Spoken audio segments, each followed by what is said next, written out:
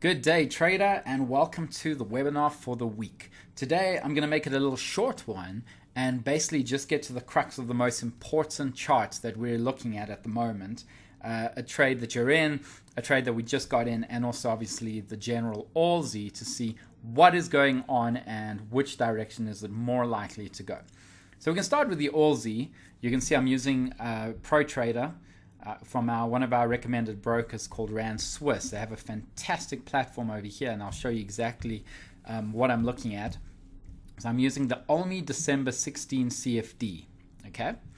And the reason why I'm using Olmi and not Aussie is because I know you don't have very big portfolios to start off with. Some do, but not all of them. But even if you have a portfolio of 100,000 Rand, 200,000 Rand, or even 300,000 Rand, it's always better to use the Olmi so you can manage your risk accordingly, okay? Only when you're trading the Olmi, so you can manage your risk exactly as I recommend the 2% rule, where you only risk around 2%, well, maximum 2% in any of your trade, and try and include cost with that. Right, so let's get to the Olmi.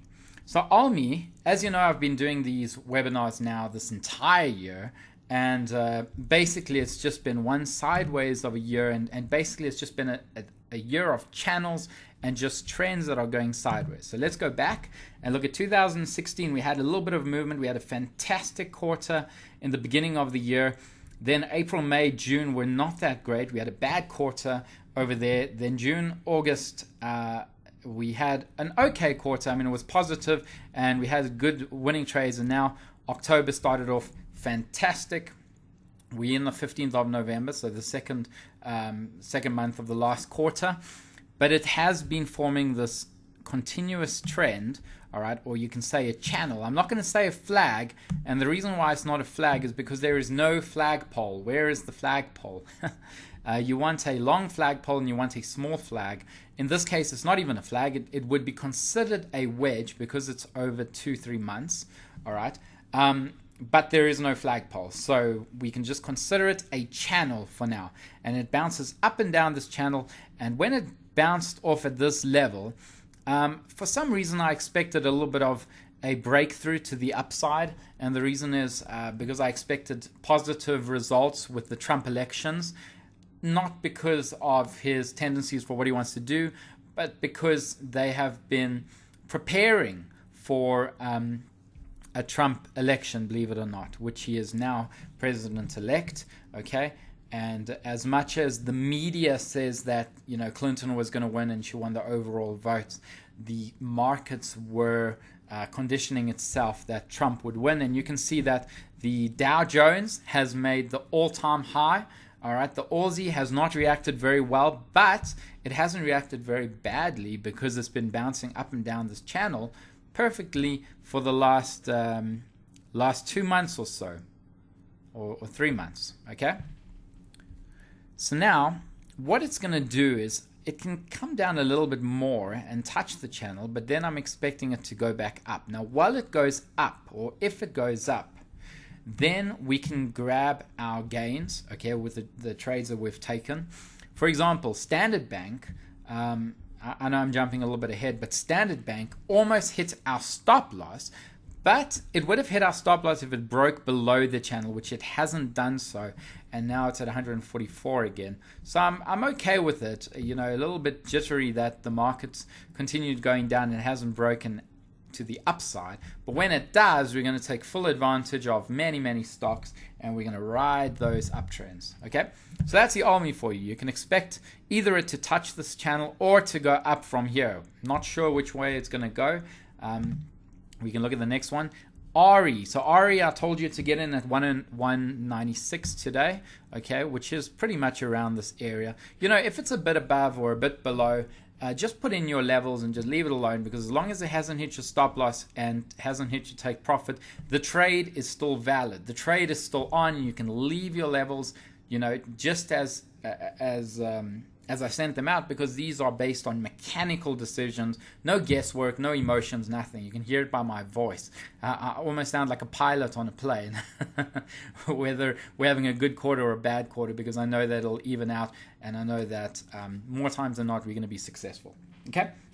So we got in at this level. It was based on this cup and handle that's formed. And remember with the last webinar, I told you that it formed this rounding bottom, and if it broke above, we would have gotten in.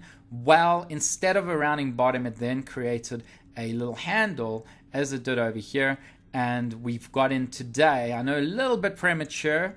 Probably the reason is because here's the brim level. Okay, here's the brim level, and then the market closed all the way up here and opened above this. Now, because it was quite high between where I wanted you to get in and where the stop loss is, I decided to make it a conservative entry, which is at this point over here where it's touching or testing the brim level. And then we've got our risk to reward of 2. And now we'll just leave our trade to do its thing. Another thing, on a more bigger scale, from May till today, it has been forming this beautiful W formation. All right, if you've noticed or not, it's formed this beautiful W formation, which is broken out as well, which shows that the resistance is a lot stronger than the brim level that I told you about, that there is a very strong resistance. So the probability of it going up is a lot higher. The fact that there are 2 formations, but you never know. It could break down and the market can come down. I don't know the outcome. All I know is the likelihood. And the likelihood is the reason why we got in is because it's a high probability trade. Right. Next we have to look at is Standard Bank. Hold on to your chairs because it's a bumpy ride.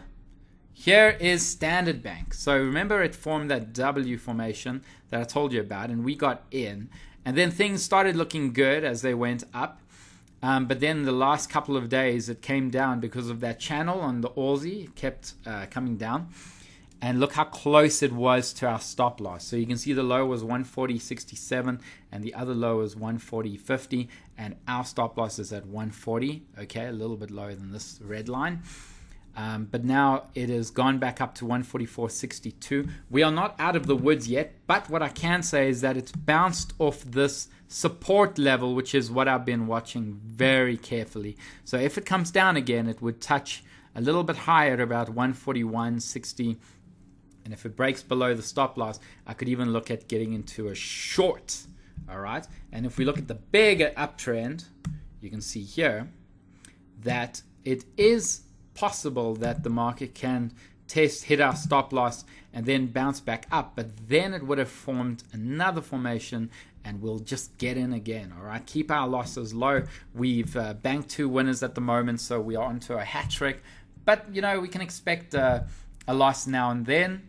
Until then, we're just going to have to wait out this trade. I'm not going to move the stop loss. You know, it's a little bit pointless because we're not in the money at the moment. But when it goes back up, or if it goes back up to around 154, 153.60 or so, I'll happily raise the stop loss. The reason is because of the break-even analysis that I use. It's called the ghost level that I look at for when it hits a certain level. If it comes down, then it would be entering a new downtrend, which has a more probability of going down. So I'm just waiting for this bounce to be a little bit more abrupt. As you know, the elections are causing a little bit of stir in the market, and it's going to happen until the 20th of January. So you can expect a little bit of channeling and sideways movement until then, when President-elect Trump comes into office. All right, because if you think about it, America dominates the world, dominates the world market, and even the dollar, because it's dollar denominated, dominates the world market. So those are the things I'm looking at. No other trade at the moment that is looking very good. So I'm happy with the one we've just taken, and I'm going to have to wait maybe a couple of days, maybe even a week or 10 days until the next trade. But either all, we're in 2 trades, we're looking good, and let's see how it goes. Have a fantastic week.